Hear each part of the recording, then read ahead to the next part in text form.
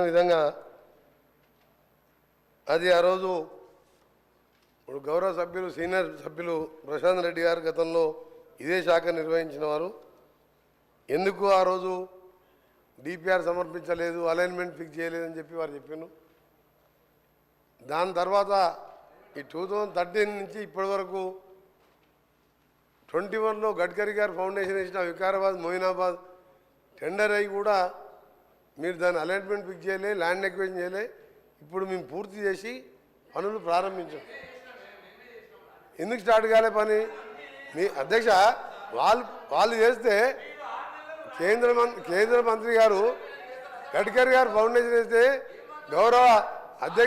గౌరవ అధ్యక్షులు గౌరవ స్పీకర్ సార్ స్పీకర్ సార్ గౌరవ నేను మీ కాన్స్టిట్యూన్సీ అక్కడ మీరు కూడా మాకు ఆదేశించారు. ముఖ్యమంత్రి గారు కూడా కొడంగల్ పోయే రూటు అక్కడ ఎక్కువ యాక్సిడెంట్లు అయ్యే జోన్ అది. మేము వెంటబడి ట్రాన్స్లొకేట్ ట్రీస్ని కూడా చేంజ్ చేసి నిన్న మొన్న వర్క్ స్టార్ట్ చేసాం. 3 ఏళ్ళకి ఎక్కడైందో మీరు పోయి చూడండి, నా దగ్గర వీడియోస్ ఉన్నాయి, పంపిస్తాను. అలా చెప్పుకుంటూ అధ్యక్ష ఈ రోడ్డు ముందుగా మదన్ గారు అడిగిన రోడ్డు విషయంలో సకాలంలో డిపిఆర్ పంపించి అపాయింటెడ్ డేట్ తీసుకొని మీరు చేసి ఉంటే ఇప్పటికీ అది 165 కిలోమీటర్స్ సార్. అది 3,000 కోట్ల రూపాయల రోడ్డు అది. ఆ రోడ్డు మీరు దాని మీద రివ్యూ చేసి చర్యలు తీసుకుంటే ఇప్పటికి స్టార్ట్ అయ్యేది. అప్లోడ్ మన చేతులు ఉంటుంది సార్. అది గౌరవ సభ్యులు తెలుసుకోవాలి. సభ్యులు మీరు మినిస్టర్గా 5 ఏళ్ళు చేసిండు. ఇక మీ అనుకుంటే ఎక్కువ నేను విమర్శించదలుచుకోలే. ఇప్పుడు అయిపోయిన దాని గురించి మాట్లాడి సమయం వృధా అధ్యక్ష. 10 ఏళ్లలో రాష్ట్రంలో రోడ్లను విధ్వంసకరంగా చేసి గుంతలేని రోడ్లు లేదు అధ్యక్ష. గతంలో కేటీఆర్ గారు గౌరవ సభ్యులు ఎక్కడైనా గుంత చూపి 1000 రూపాయలు ఇస్తున్నారు. మేము పోయి చూద్దాం అధ్యక్ష. ఈరోజు కూడా మేము ఇప్పుడిప్పుడే గుంతలు పుడుస్తున్నాం. రోడ్లు లేని అధ్యక్ష. గుంతలు లేని రోడ్డు ఎడుతున్నాం. మనకు సమయం ఇచ్చేది కాదు. రాష్ట్ర ప్రజలందరూ రోడ్ల మీద తిరుగుతున్నాం. సభ ద్వారా వాళ్ళు వింటున్నారు. రోడ్ల పరిస్థితి ఏందో, పంచాయతీరాజ్ గారు రోడ్ల పరిస్థితి ఏ విధంగా ఉంది, మా రోడ్లు ఏముంది, అవన్నీ కూడా మేము ఒక ప్రణాళికాబద్ధంగా క్యాబినెట్లో పెట్టి హ్యామ్ రోడ్ ద్వారా కొన్ని రాష్ట్ర ఫండ్స్తోని ఏ విధంగా మట్టి రోడ్డు లేకుండా చేయాలని చాలా ఫాస్ట్ ట్రాక్లో వర్క్ చేస్తున్నాం. అందులో మీకు కొన్ని విషయాలు చెప్పాలి అధ్యక్ష. మొన్న కూడా ఉదాహరణకు చెప్తున్నా. రెండవది ఎందుకంటే మీరు మధ్యలో పాత ఆన్సర్ చెప్పడం జరిగింది. మీ మాజీ మంత్రి గారు ప్రశాంత్ రెడ్డి గారు సార్ రోడ్లు అనేది చాలా ముఖ్యం సార్. మంచి ప్రాణాలు పోతే భగవంతుడు కూడా తీసుకురాలేడు. డబ్బులు పోతే సంపాదించుకోవచ్చు, ఏది పోయినా చేసుకోవచ్చు. వీళ్ళు ఏం చేసింది అధ్యక్ష? రెన్యువల్స్ 5 ఇయర్స్గా నేను కూడా పార్లమెంట్ సభ్యునిగా సిద్దిపేట వరకు నాకు ఉన్నది. సిద్దిపేట జిల్లాలో కూడా 4 మండలాలు ఉన్నాయి. ఆయన ఒక కాన్ఫరెన్స్లో ఉండొచ్చే రోడ్డు ఎక్కడ పోయినా గుంతలు రోడ్డు లేదు అధ్యక్ష. 5 ఏళ్లలో విధ్వంసం చేసి ఈరోజు ఆ బాధ్యత మేము తీసుకొని ఒకవైపు కేంద్ర ప్రభుత్వం దగ్గర ఎప్పటికప్పుడు చేస్తూ ఎంతెందుకు అధ్యక్ష, హైదరాబాద్ సెంటర్లో ఉప్పల్ నుంచి గట్కేసర్ పోయి అరే మీకు మీరు చెప్పే నిజాలంటే ప్రజలు ఎక్కడ మిమ్మల్ని అర్థం చేసుకుంటారు అని మీరు ఉప్పల్ నుంచి అక్క 6.5 ఎకరాల 6.5 కిలోమీటర్ ఫ్లైఓవర్ అధ్యక్ష 6.5 ఏళ్ళు అయింది. 6.5 ఏళ్ళు అయింది అధ్యక్ష. సేమ్ మొన్న కూడా 6.5 సంవత్సరాలు. ఎగ్జాంపుల్ చెప్తున్నా. మధ్యలో గతంలో గౌరవ సభ్యులు ప్రశాంత్ రెడ్డి గారు లేచింది కాబట్టి పాదయ్య చెప్పవలసి వచ్చింది. నేను ఆయన గౌరవ సభ్యులు ఫ్లైఓవర్ అధ్యక్ష 7 కిలోమీటర్ల అధ్యక్ష 7 కిలోమీటర్ల ఫ్లైఓవర్లో పిల్లర్ చేసి పెట్టిన ఒక స్లాబ్ వేయలే. ఆ కాంట్రాక్టర్ మీద చర్యలు తీసుకోకుండా ఈరోజు కాంట్రాక్టర్ నొప్పించి నేను దాన్ని మనం స్టార్ట్ చేయించిన. హైదరాబాద్ విజయవాడ రోడ్డు జాతీయ రహదారిగా 6 లేన్ చేసేది ఉండే. మీకేమైనా రోడ్ల మీద ఐడియా ఉందా? ఎంతసేపు పైసలు వచ్చాయి కాళేశ్వరం తప్ప మీకు రోడ్ల మీద మీకు తెలుసా? కాళేశ్వరం మిషన్ భగీరథ ఒక్క రోడ్ వేసావా? ఒక్కసారి సార్ చాలా ఇంపార్టెంట్ సార్. మీరు గౌరవనీయులు మాజీ ముఖ్యమంత్రి గారు పోయే అధ్యక్ష ఎంత బాధ అనిపిస్తా అంటే ఫామ్ హౌస్ పోతానికి 6 రూట్లలో 700 కోట్లతో ఎక్స్ప్రెస్ హైవేలు వేసుకున్న అధ్యక్ష. ఆర్ఎండ్బి మినిస్టర్ గారు నా భువనగిరి పార్లమెంట్ పక్కకు వస్తుంది. 6 రూట్లలో ఎక్స్ప్రెస్ హైవేలు రాష్ట్రం మొత్తం వదిలిపెట్టి ఫామ్ హౌస్కే 700 కోట్ల రొటేషన్. అందుకనే గౌరవ సభ్యులు మన హరీష్ బాబు గారు చెప్పే విషయంలో కూడా తప్పకుండా రాజీవ్ రహదారిని దాని మీద మననే గౌరవ ముఖ్యమంత్రి గారు నేను ఇప్పుడు మా మదన్ చెప్పిన రోడ్డు కానివ్వండి, శ్రీశైలం పోవడానికి కల్వకుర్తికి వెళ్ళి శ్రీశైలం వరకు 62 కిలోమీటర్ల ఎలివేటెడ్ కారిడార్ కూడా ఇన్ ప్రిన్సిపల్ అప్రూవ్ చేయించి డిపిఆర్కి ఆర్డర్ ఇవ్వడం జరిగింది.